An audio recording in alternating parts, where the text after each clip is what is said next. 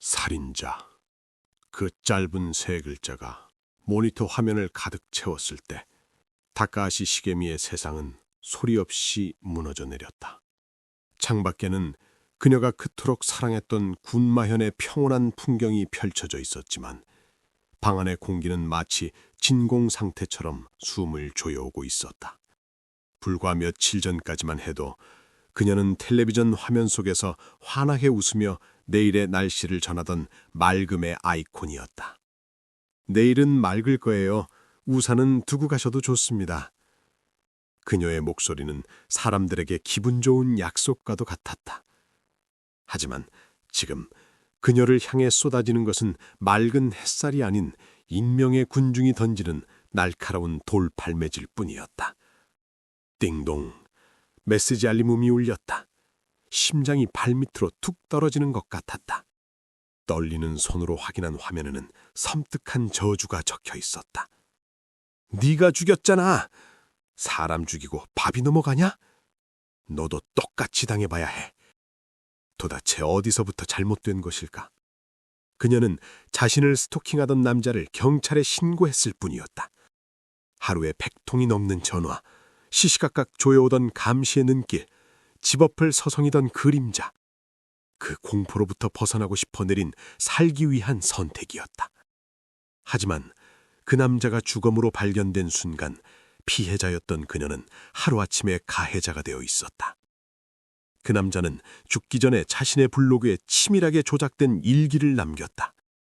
그 속에서 그는 순애보를 바친 피해자였고 시게미는 돈을 뜯어내고 남자를 파멸로 모은 희대의 악녀였다.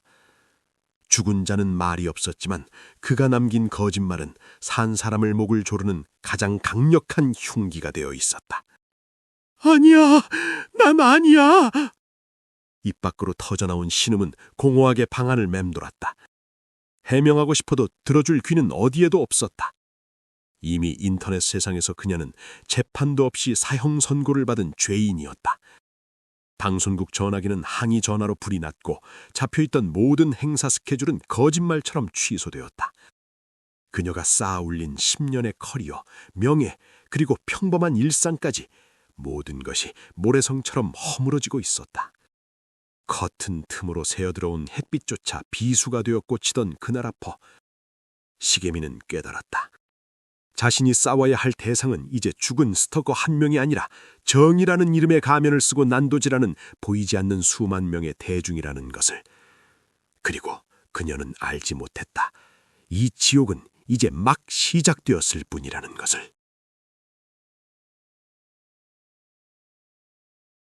시계바늘을 사건 발생 2년 전으로 되돌려보면 타카하시 시게미의 세상은 그야말로 장밋빛이었다. 여러분 안녕하세요. 오늘도 군마의 활기찬 소식을 전해드립니다. 군마현의 라디오 부스, 지역 축제의 메인 무대, 그리고 텔레비전 화면 속까지 그녀의 목소리가 닿지 않는 곳은 없었다. NTV 기상캐스터 출신이라는 화려한 이력은 그녀에게 날개를 달아주었고 키타라라는 예명으로 가수 활동까지 겸하며 그녀는 지역 스타로서 확고한 입지를 다지고 있었다. 빡빡한 스케줄에 몸은 고단했지만 마이크를 잡았을 때 느껴지는 객석의 열기와 환호는 그녀를 움직이는 원동력이었다. 사람들은 그녀를 친절하고 밝은 사람이라고 기억했다. 그녀는 누가 말을 걸어도 환하게 웃어주었고 타인의 아픔을 그냥 지나치지 못하는 다정한 성격의 소유자였다. 하지만 그 선한 마음씨가 도리어 자신을 올가맺는 끔찍한 덫이 될 줄은 그때는 아무도 몰랐다. 그 남자가 나타난 것도 바로 그 무렵이었다. 시계미증 아니야? 어느 행사장 뒤편 낯익은 듯 낯선 목소리가 그녀를 불러 세웠다. 돌아본 곳엔 사람 좋아 보이는 미소를 띤 한 남성이 서 있었다. 업계에서 스치듯 알던 옛 동료라고 하기엔 멀고 남이라고 하기엔 가까운 애매한 거리의 남자. 오랜만이네요. 잘 지냈어요? 나야 뭐 그냥 그렇지. 여기서 보니까 진짜 반갑다. 연락처 좀 알려줄 수 있어? 그것은 너무나 자연스러운 재회였다. 시계미는 별다른 의심 없이 휴대전화를 꺼내 번호를 눌러주었다.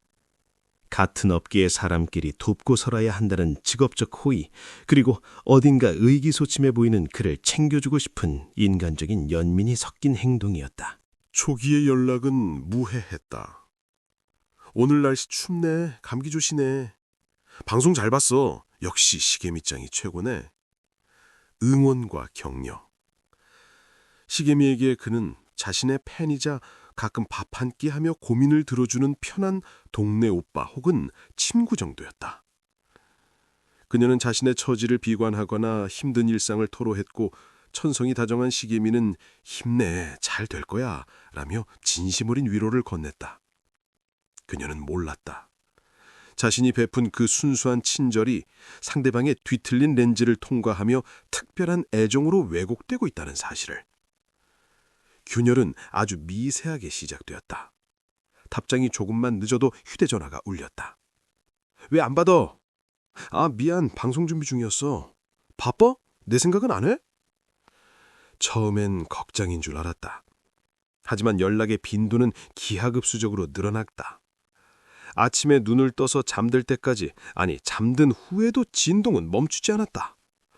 식사 메뉴, 이동 경로, 만나는 사람, 그는 시기미의 일거수일투족을 알기를 원했다.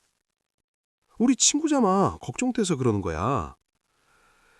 그는 친구란 단어를 방패 삼아 선을 넘기 시작했다. 친밀함은 집착으로, 걱정은 통제로 변질돼 갔다. 시기미가 뭔가 이상함을 검지하고 한 발짝 물러서려 했을 때 남자는 이미 그녀의 삶 깊숙한 곳까지 침투해 들어온 뒤였다. 도대체 나한테 왜 이래요?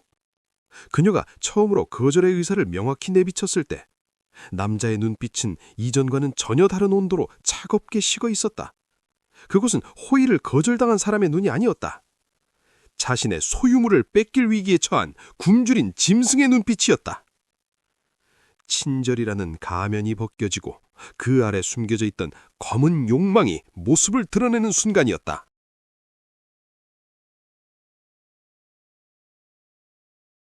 징. 탁자 위에 놓인 휴대전화가 발작하듯 몸을 떨었다. 친구와 마주 앉아 파스타를 먹던 시계비의 손이 허공에서 멈췄다. 액정에는 익숙하지만 보고 싶지 않은 그 이름이 떠 있었다. 거절 버튼을 눌렀다. 1초도 지나지 않아 다시 진동이 울렸다. 찡. 안 받아도 돼? 급한 전화 같은데? 친구의 걱정스러운 물음에 시계미는 애써 웃어 우이며 휴대폰을 뒤집어 놓았다. 아니야, 별거 아니야. 그냥 잘못 걸려온 거야. 하지만 그것은 거짓말이었다. 그날 하루에만 벌써 98번째 전화였다. 거절하면 문자가 쇄도했다. 제발 전화 한 번만 받아주어. 목소리만 듣고 끊을게. 부탁이야. 나 지금 너무 힘들어. 너밖에 없잖아. 처음엔 애원조였던 메시지는 점차 협박으로 변해 있었다. 연예계 바닥 좁은 거 알지? 네 정체 다 까발려서 매장시키는 거 일도 아니야. 서로 사회적으로 죽는 거야. 난 상관없어. 넌... 화면을 뚫고 나오는 듯한 설기에 시계미의 손끝이 하얗게 질렸다. 단순히 귀찮은 남자가 아니었다. 그는 자신의 모든 것을 걸고 시계미를 파괴하려고 있었다. 공포의 온도가 급격히 변한 건 텔레비전 뉴스 속보를 접한 순간이었다. 식당의 한 구석에 켜져 있던 TV에서 아나운서의 건조한 목소리가 흘러나왔다. 군마현 타테바야시에서 스토킹 피해를 호소하던 20대 여성이 전 교제 상대가 쏜 총에 맞아 숨진 채 발견되었습니다. 순간 식당의 소음이 썰물처럼 빠져나갔고 시계미의 귀에는 삐 하는 이명만이 가득 찼다. 남의 일이 아니었다.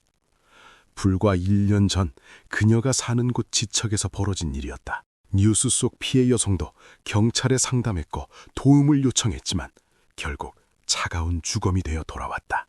나도 저렇게 될 수 있어. 신구놈이 통을 타고 식은땀이 흘러내렸다. 남자의 집착은 단순히 좋아해서라는 말로 포장할 수 있는 수준을 넘어선 지 오래였다. 그가 찾았다라며 불쑥 나타날 때마다 시계미는 자신의 등 뒤에 서늘한 총구가 겨누지는 듯한 환영에 시달렸다. 더욱 견딜 수 없는 건 가족에 대한 위협이었다. 나만 다치는 건 괜찮아. 하지만 부모님은, 내 가족은 자신의 안위보다 가족이 해코지당할지도 모른다는 상상이 그녀를 미치게 만들었다. 남자는 잃을 게 없다는 듯 덤벼들었고 지켜야 할 게 많은 시계미는 숙수무책으로 무너져 내리고 있었다. 밤이 깊어도 진동 소리는 멈추지 않았다. 어둠 속에서 번뜩이는 휴대폰 불빛은 마치 감시탑의 서치라이트처럼 그녀의 좁은 방을 훑었다. 이불을 머리끝까지 뒤집어 썼지만 공포는 이불 속까지 파고들었다. 더 이상 물러설 곳이 없었다. 이대로 가다간 뉴스 속 피해자가 자신의 이름으로 바뀔지도 모른다. 시계미는 떨리는 손으로 휴대폰을 쥐었다. 살기 위해 그녀는 마지막 선택을 해야만 했다. 경찰서의 문은 생각보다 무거웠다. 그 무게는 마치 시계미가 그동안 짊어지고 있던 공포의 무게와 같았다. 며칠을 망설인 끝에 내린 결정이었다. 그녀는 떨리는 손으로 상담실의 문을 열었다. 도와주세요. 숨을 쉴 수가 없어요. 담당 형사 앞에서 털어놓은 이야기는 구구절절했다. 수백 통의 전화 기록, 협박성 문자 메시지, 그리고 집 주변을 서성이는 인기척. 증거들을 내미는 시계미의 손끝은 파르르 떨리고 있었다. 혹시나 별거 아닌 일로 치부당하면 어쩌라. 당신이 빌미를 준 거 아니냐는 핀자를 듣게 되면 어쩌나 하는 불안감이 엄습했다. 하지만 다행히도 경찰은 움직였다. 알겠습니다, 다카시 씨. 신변보호 요청 접수하고 즉시 수사 착수하겠습니다. 그 한마디가 마치 구원처럼 들렸다. 집으로 돌아오는 길, 시계미는 오랜만에 하늘을 올려다보았다. 잿빛이었던 하늘이 조금은 파랗게 보이는 듯했다. 일주일 뒤 기다리던 전화가 걸려왔다. 다카시 씨, 용의자를 체포했습니다. 체포? 그 단어를 듣는 순간 다리에 힘이 풀려 주저앉을 뻔했다. 드디어 끝났구나. 그 지옥 같은 벨소리로부터, 감시의 눈길로부터 해방되었다는 사실에 눈물이 왈칵 쏟아졌다. 경찰은 남자의 행위가 명백한 협박에 해당한다고 판단했다. 결과는 신속하게 나왔다. 약식 기소, 죄명은 협박죄, 그리고 처분은 벌금 30만엔. 30만엔. 시계미는 통지서를 받아들고 멍하니 그 숫자를 응시했다. 지난 2년간 그녀가 겪었던 공포, 잠 못 이룬 밤, 갉아먹힌 영혼의 값어치가 고작 30만엔이라는 사실이 비현실적으로 느껴졌다. 누군가에게는 한 달 월급도 안 되는 돈. 그 돈만 내면 남자는 다시 자유의 몸이 된다는 뜻이었다. 그래도 이제는 안 그러겠지. 그녀는 애써 불안을 억누르며 긍정적으로 생각하려 노력했다. 법의 심판을 받았으니, 전과 기록이 남았으니 그도 정신을 차렸을 것이다. 경찰서 유치장의 차가운 공기를 마셔봤으니 다시는 자신을 괴롭히지 않을 것이라고 믿고 싶었다. 그날부터 시계미의 휴대전화는 거짓말처럼 조용해졌다. 미친 듯이 울려대던 진동소리가 사라진 방 안에는 낯선 정막이 흘렀다. 그녀는 다시 마이크를 잡고 다녀오겠습니다라며 현관문을 나섰다. 평범했던 일상이 조금씩 제자리를 찾아가는 듯했다. 하지만 그 평화는 살얼음판 같았다. 길을 걷다 비슷한 체격의 남자만 봐도 심장이 철렁 내려앉았고, 낯선 번호로 전화가 오면 받기 전에 수십 번을 망설였다. 침묵은 평화가 아니었다. 그것은 폭풍이 몰아치기 직전에 숨막히는 고요함이었다. 그리고 그녀의 불안한 예감은 틀리지 않았다. 30만엔의 벌금을 내고 풀려난 남자는 반성대심 더 깊고 어두운 칼을 갈고 있었다. 그는 자신이 저지른 범죄를 뉘우치는 대신 자신을 신고한 시계미를 향해 배신감이라는 이름의 뒤틀린 분노를 키우고 있었다. 그것은 법이 미처 계산하지 못한 30만엔으로는 결코 막을 수 없는 광기의 서막이었다. 그 전화가 걸려온 것은 남자가 벌금형을 받고 풀려난 지 정확히 한 달이 지난 시점이었다. 타카하시 시게미 씨 되십니까? 여기 경찰서입니다. 수화기 너머의 형사의 목소리는 지난번과는 사뭇 달랐다. 건조했던 지난번과 달리 어딘가 곤혹스럽고 무거운 기류가 흘렀다. 시게미는 직감적으로 불길함을 느꼈다. 또 그 남자가 무슨 짓을 저지른 것일까? 다시금 시작될 스토킨의 예고일까? 긴장으로 굳어버린 시게미에게 형사가 전한 말은 상상을 초월하는 것이었다. 피의자, 그 남성분이 어제 자택에서 사망한 채 발견되었습니다. 순간 시게미의 사고 회로가 정지되었다. 사망? 죽었다고? 머릿속이 하얗게 비워졌다. 안도감이라기엔 너무나 무겁고 슬픔이라기엔 너무나 끔찍한, 형용할 수 없는 감정이 그녀를 덮쳤다. 사인은 급사, 누구의 타살 혐의도 없는 고독한 죽음이었다. 그럼 이제 정말 끝난 건가요? 그녀는 되물었다. 자신을 괴롭히던 존재가 이 세상에서 사라졌다. 그것은 물리적인 공포로부터의 완전한 해방을 의미해야 했다. 하지만 전화를 끄는 뒤차지온 정막은 평화롭지 않았다. 마치 폭풍이 지나간 자리에 남겨진 폐허처럼 스산했다. 하지만 시게미가 미처 알지 못했던 것이 있었다. 남자는 죽기 직전 세상에 치명적인 유서를 남겨두었다는 사실을. 그것은 종이에 적힌 글이 아니었다. 인터넷이라는 거대한 바다에 띄워보낸 시게미를 향한 저주 섞인 복수극이었다. 남자의 사망 소식이 전해지자마자 인터넷 커뮤니티와 SNS가 들끓기 시작했다. 네티즌 탐정들이 찾아낸 남자의 블로그에는 충격적인 내용들이 빼곡히 적혀 있었다. 제목: 유명 아나운서 티양의 실체를 고발합니다. 나는 그녀에게 이용당했다. 그녀가 돈이 필요하다고 해서 빌려줬고 밥도 사주고 선물도 줬다. 그런데 돈을 갚으라고 하니 나를 스토커로 몰아 신고했다. 나는 억울하다. 그녀는 꽃뱀이다. 대중 앞에서 웃고 있는 그녀의 얼굴은 다 가짜다. 그것은 완력한 소설이었다. 남자는 자신의 집착과 광기를 순수한 사랑으로 포장했고 시게미의 거절과 방어를 악녀의 배신으로 둔갑시켰다. 그는 자신을 돈 뜯기고 버림받은 비운의 피해자로, 시게미를 남자를 파멸로 몬 파렴치한 가해자로 묘사해 놓았다. 죽은 자는 말이 없다. 그렇게 죽은 자의 말은 때로 산 사람의 말보다 더 강력한 진실처럼 여겨진다. 사람들은 열광했다. 죽음으로 억울함을 호소했다면 진짜 아니냐? 와, 사람 죽여놓고 방송에서는 천사표인 척했네.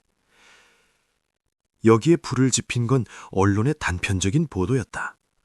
경찰이 남자를 기소할 때 적용한 혐의는 증거가 명백한 이메일 3통과 전화 14통에 대한 협박죄뿐이었다.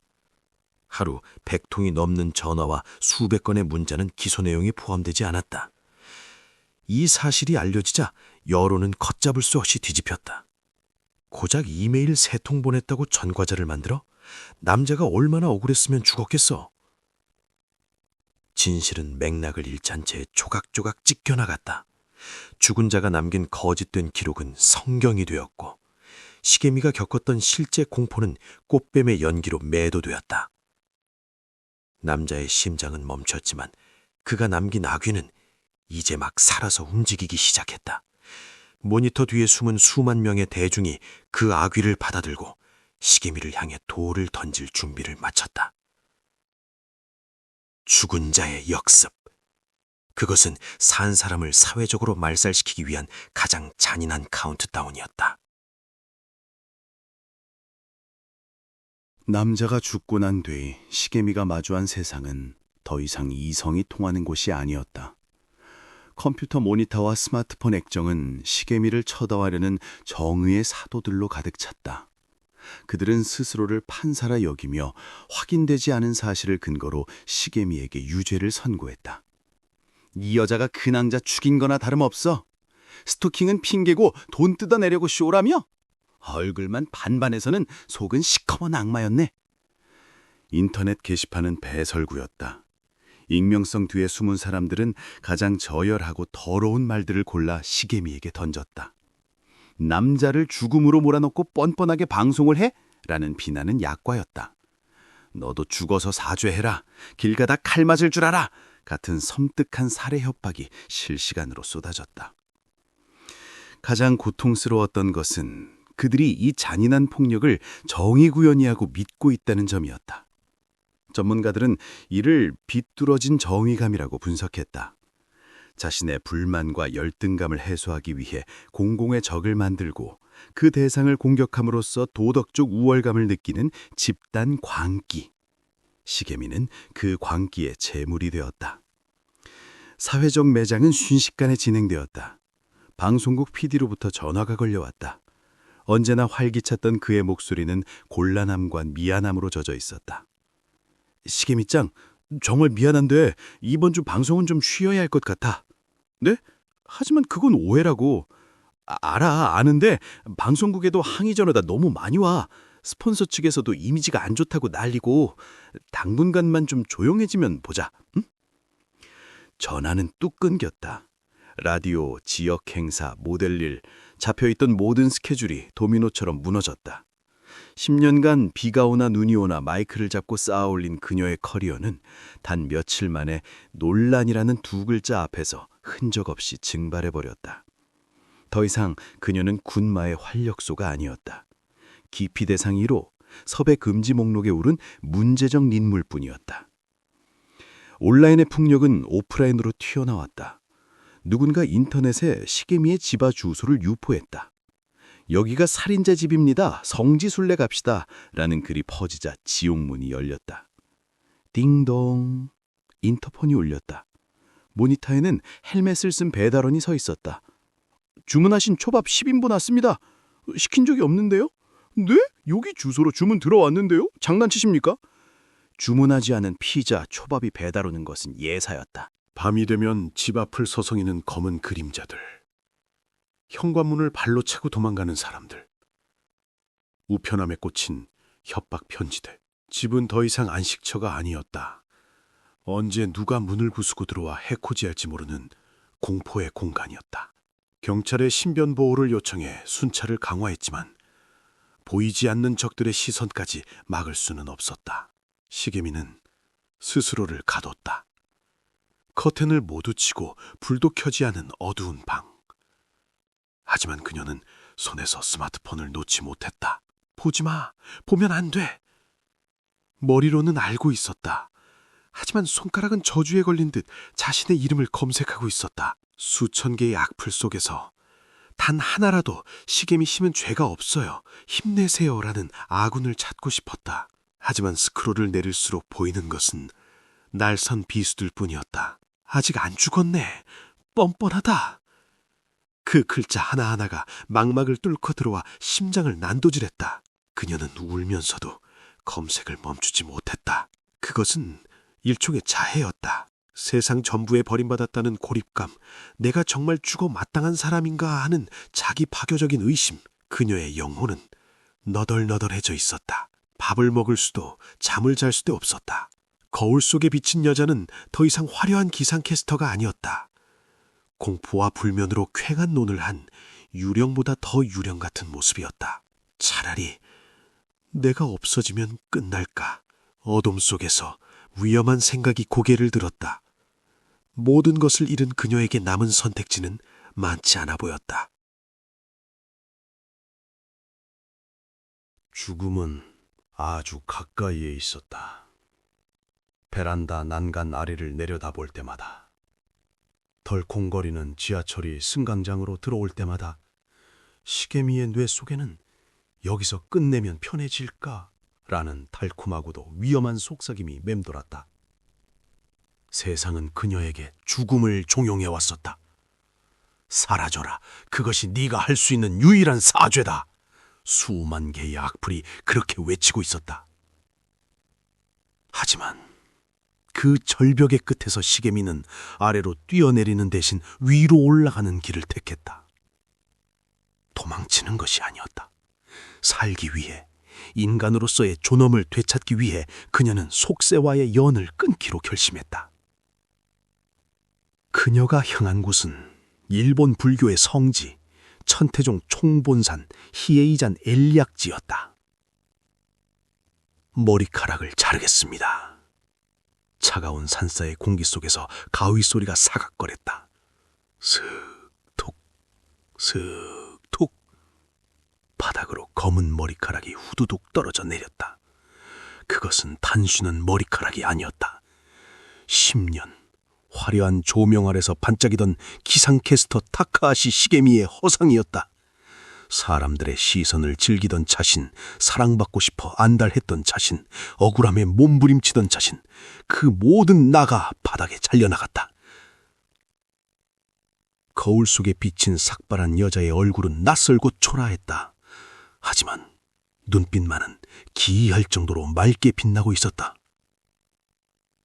스승은 그녀에게 비세이라는 법명을 내렸다. 아름답고 맑게. 진흙탕 같은 세상 속에서도 결코 더러워지지 말고 본연의 맑음을 찾으라는 뜻이었다. 승려가 되는 길은 또 다른 지옥이었다. 그녀가 선택한 수행은 외부와의 접촉을 완전히 단절한 채 60일간 이어지는 입산 수행이었다. 새벽 3시의 기상에 살을 내는 냉수마찰로 하루를 시작했다. 식사는 죽 한 그릇이 전부. 하루 종일 경전을 외우고 절을 하며 끊임없이 자신을 괴롭히는 번뇌와 싸워야 했다. 몸은 비명을 질렀다. 무릎이 까지고 발바닥이 갈라졌다. 배고픔과 추위가 뼛속까지 파고들었다. 하지만 육체의 고통보다 더 괴로운 것은 마음의 소리였다. 고요한 산사에서 눈을 감으면 다시금 그 악플들이 환청처럼 들려왔다. 너 때문이야. 네가 죽였어. 환영들은 수행 중인 그녀의 주위를 맴돌며 조롱했다. 시게미는, 아니 비세이는 그 목소리들이 사라질 때까지 목탁을 두드리고 또 두드렸다. 나는 죄인이 아니다. 하지만 나를 미워하는 그들의 마음 또한 고통일 것이다. 그녀는 분노 대신 연민을, 억울한 대신 참회를 채워 넣으려 몸부림쳤다. 50일, 55일, 시간이 흐르면서 기적이 일어났다. 마음속을 가득 채우고 있던 시커먼 진흙이 가라앉고 맑은 물이 보이기 시작했다. 타인의 시선에 얽매여 살던 껍데기가 벗겨지고 단단한 알맹이만 남은 느낌. 그녀는 깨달았다. 세상이 나를 어떻게 부르던 나는 나일 뿐이라고. 살인자라는 노명도 기상캐스터라는 명예도 결국은 바람에 날리는 먼지 같은 것이라고. 60일간의 수행이 끝나는 날, 산문을 나서는 비세이의 얼굴에는 더 이상 쫓기는 자의 불안도 억울한 자의 분노도 없었다. 삭발한 머리 위로 쏟아지는 햇살은 따가운 비수가 아니라 그녀를 축복하는 따스한 빛이었다. 그녀는 다시 세상으로 내려갔다. 하지만 예전의 시게미가 아니었다. 자신을 찌르던 칼날을 맨손으로 잡을 수 있는 용기를 가진 진짜 어른이 되어 돌아온 것이다. 그리고 그녀에게는 아직 해야 할 일이 남아 있었다. 자신을 죽음으로 몰아넣었던 그들, 얼굴 없는 살인마들과의 진짜 대면이 기다리고 있었다. 군마현의 한 조용한 찻집. 승복을 입은 BJ의 맞은편에는 한 중년 남성이 고개를 푹 숙인 채 앉아 있었다. 그는 인터넷상에서 시기미를 향해 가장 악랄한 저주를 퍼부었던 악플러 중 한 명이었다. 죽어라, 살인자를 외치던 키보드 뒤에 심판자는 온데간데 없었다. 눈앞에 있는 것은 그저 직장에서 스트레스를 받고 가정에서 소외감을 느끼며 풀 곳 없는 분노를 익명의 공간에 배설했던 지극히 평범하고 유약한 소시민일 뿐이었다.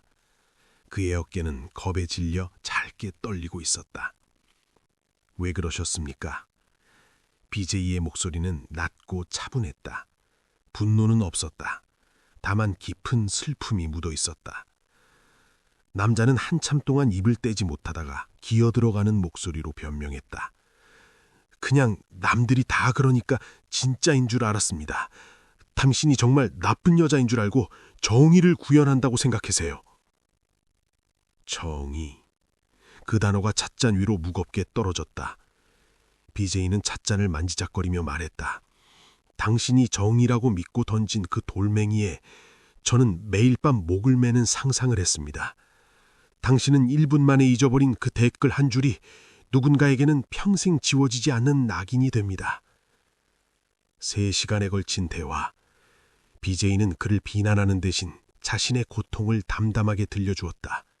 그리고 물었다. 당신이 죽인 것은 저입니까? 아니면 당신의 양심입니까? 남자의 눈에서 굵은 눈물방울이 뚝뚝 떨어졌다. 그는 테이블 위에 이마를 대고 오열했다. 죄송합니다. 정말 죽을 죄를 지었습니다. 그것은 가식 없는 뼈저린 참회였다. 비세이는 조용히 합장하며 그의 등을 바라보았다. 그녀가 그를 용서한 것은 그를 위해서가 아니었다. 미움이라는 지옥불에서 스스로를 놓아주기 위한 마지막 수행이었다. 세월이 흘러 2020X년 군마현 이세사키 시게미가 살던 집터에는 이제 시멀원 진세지라는 작은 절이 들어섰다.